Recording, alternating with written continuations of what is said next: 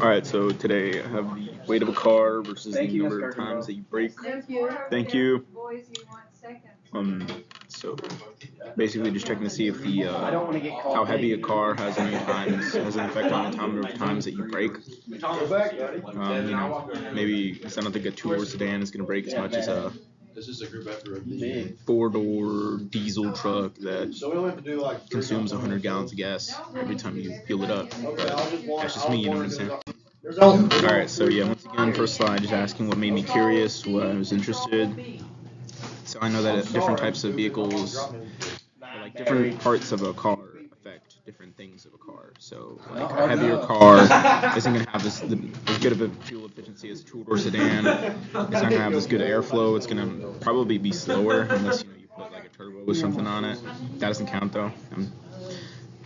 Yeah, and handling stuff like that. You can't turn corners as well with a diesel truck. It's like 6,000 pounds as you can the 4,000-pound two-door sedan.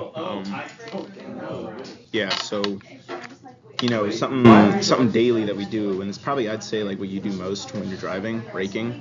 I was like, yeah, is the weight gonna have like anything to do with that? Like, is the weight gonna affect braking? So that's what we're trying to figure out today. Because I think you do have to brake more to stop the same distance with a heavier car, because it's going to take more force to decelerate to achieve the same stopping distance. So yeah, that's what we're trying to figure out. All right. My raw data is just showing the weight of the cars tested and the number of times they braked during a trial period. Some sampling errors that I thought of and that I found were like kind of not that good on the data's part is that it didn't sample different types of cars like SUVs, sedans, sports cars, trucks, semi-trucks. So there's not like good variation in the data. It's kind of like all jumbled up and similar. The numbers are kind of like constant. Like it's not. I didn't think I saw anything above like 150 or like below 110. So yeah. It might have some bias because we're only testing sports cars. We're not going to get like SUVs and trucks in that data as well, so we're not going to know anything about them.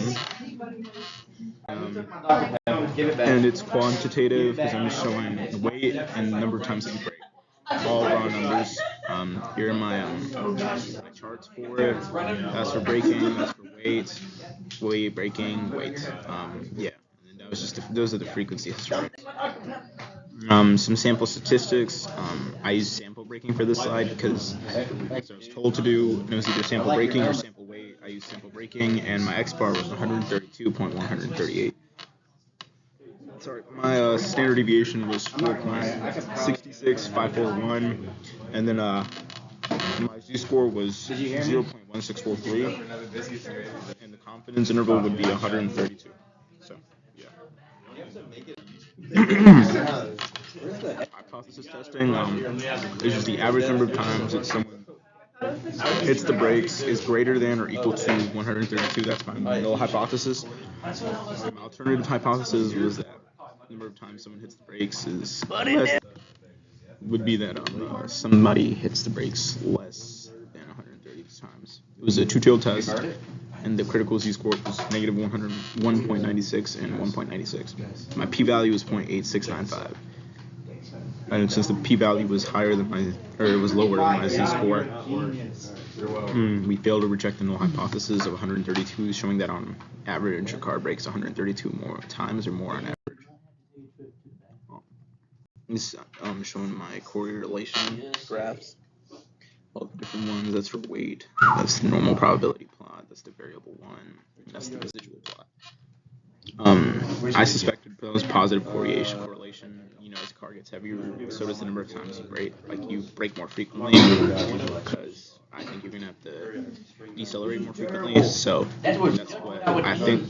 And since my p-value is more than 0.05, my critical score, it confirms that, or my alpha, I think, it confirms that I don't have a linear correlation. And since I can't use my regression equation to predict my x values. And according to my R value, my scatter plot, I can have a very weak correlation. Some weaknesses would be not testing more types of cars and not having them be in their own class. trucks, so not pitting SUVs against each other and trucks against each other, the two-door sedans against each other, and I would try to measure more cars and have a more diverse car list, because I felt like there weren't some other cars weren't represented enough, and My name is Jetty. I hate it. Media cannot cover an entire population because it's not broad enough. I hate you. Ignore Devin. He's not all there in the head. But yeah, my conclusion: I have a very weak correlation between my data, and that shows that there's little to no correlation between the weight of a vehicle and the number of times it breaks on average. But it could be repeated in more detail and with more variety to ensure better test results, more variety, and a better, more spread out set of data.